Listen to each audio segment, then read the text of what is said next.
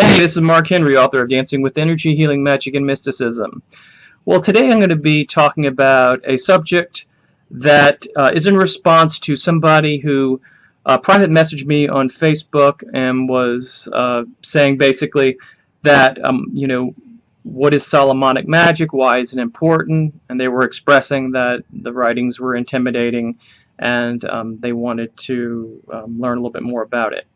So I figured I would give kind of a brief introduction and at the end put in my 2 cents about why Solomonic magic is important. So let's begin. If you don't quite remember all of your information from the Old Testament on Solomon, basically Solomon was a wealthy and extremely wise king of Israel.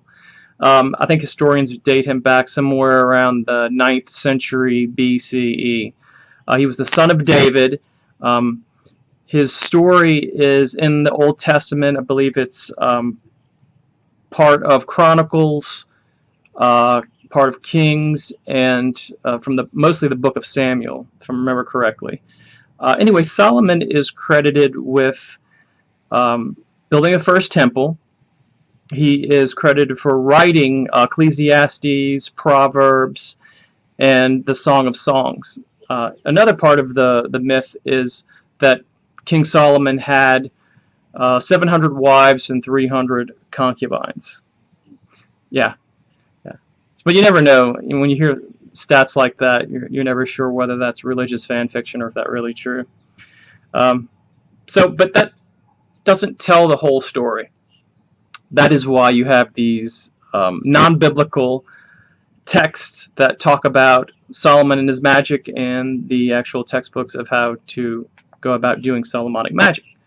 So let's go through these real quick one by one.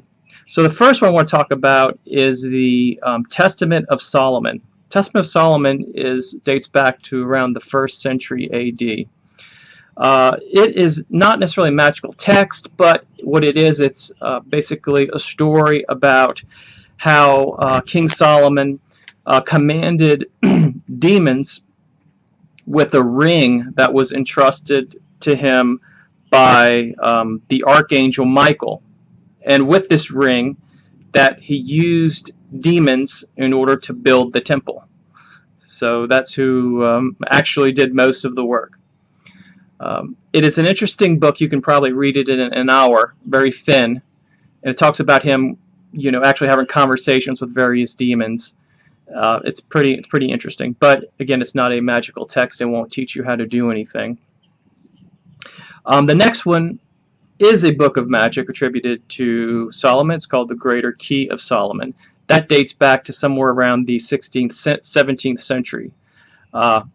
It's essentially a magical grimoire on planetary magic. So let's say you wanted to work with the energies of Venus, if you wanted love, or for Jupiter for money, or any other type of energy that's associated with, planets, the energy of the sun, that sort of thing.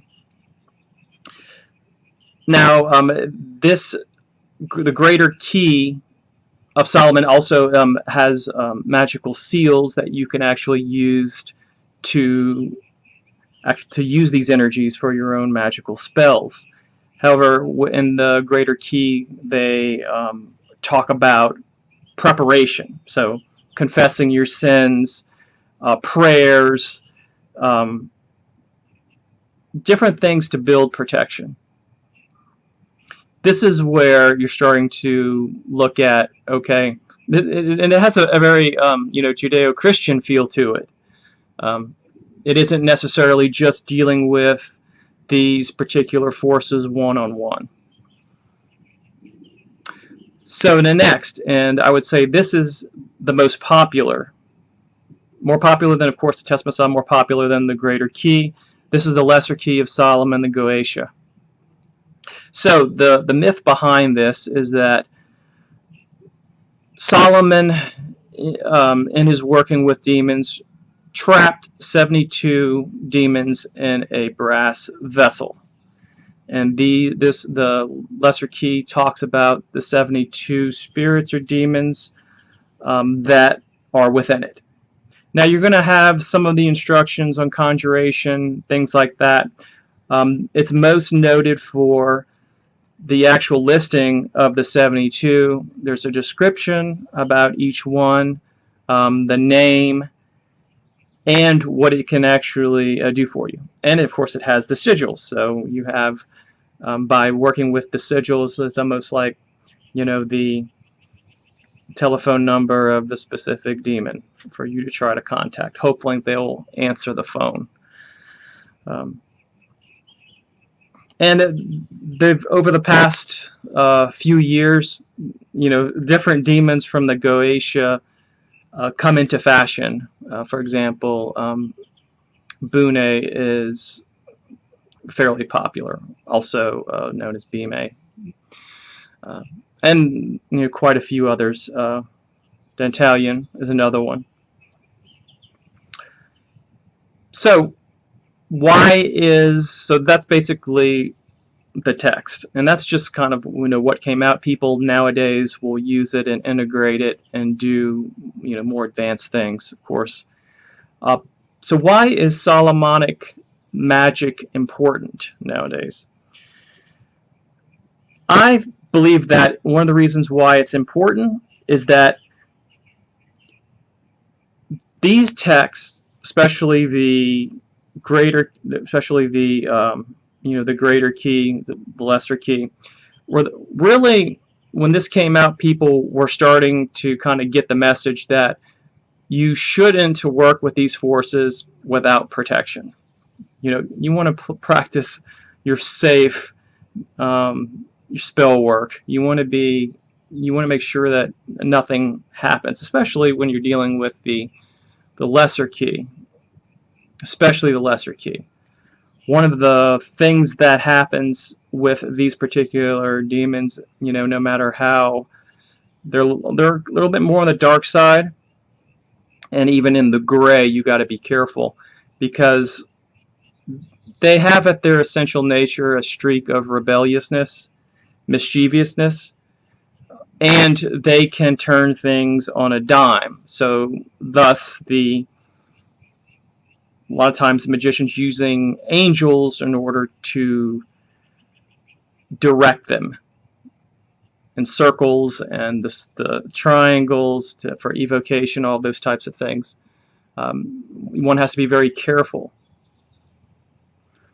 The next thing is that you can combine Solomonic seals, for example from the greater key specifically, with other forms of magic. Down here in hoodoo, when you're practicing hoodoo, they're gree-gree bags, and I've made some, and one of the things that you do is you can actually take one of the seals from the greater key and use it and put it in your bag along with different herbs and different zoological and various other items in order to make a particular thing occur. For example, if you wanted to do a love gree-gree, then you might have like a red bag, and you might have a pentacle of Venus inside. So you can combine it with other things, and that's kind of how it's also used. Not necessarily in the traditional, just straight Solomonic sense from the greater key. The next thing is that I believe that the Solomonic magic has inspired us to think about not only the demons from the lesser key and even the astrological forces from the greater key, not only to see them as external but also as internal. I believe Aleister Crowley said that he believed that this was more a part of consciousness and even part of our brain. So he wasn't completely convinced that these were external forces that acted upon reality. Not in a pure sense, at least. So this form of magic has really helped people kind of expand their mind about consciousness, the brain, and their own inner landscape. And that's basically it. Let me know what you think. This is just kind of an introduction to Solomon and Solomonic magic. By the way, if you're interested in getting a copy of the Goetia the Lesser Key, I kind of recommend this copy. Aleister Crowley's Illustrated Goetia by Lon Milo Duquette, Christopher Hyatt, illustrated by David Wilson. It has very interesting kind of artwork and pictures about the specific demons. For example, what I just showed you was Citri. And it'll give you a description. It'll say something like, the 12th spirit is Citri. He is a great prince and appears at first with a leopard's head and the wings of a griffon. But after the command of the magician, he assumes human form, and that very beautiful.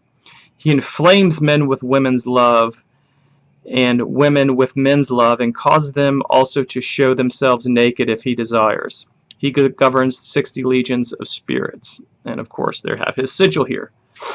So if you would, for example, you would use Citri if you want to do some type of seduction magic, if that was within your ethics regarding your magic.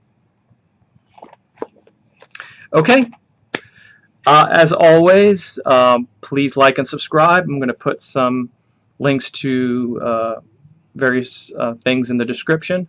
I did a couple readings today. If you are interested, I'm going to put my email at the bottom, and just email me a message saying that you're interested in that, and I will give you all the details. So hope you have a good rest of the weekend, and I will see you another time. Take care.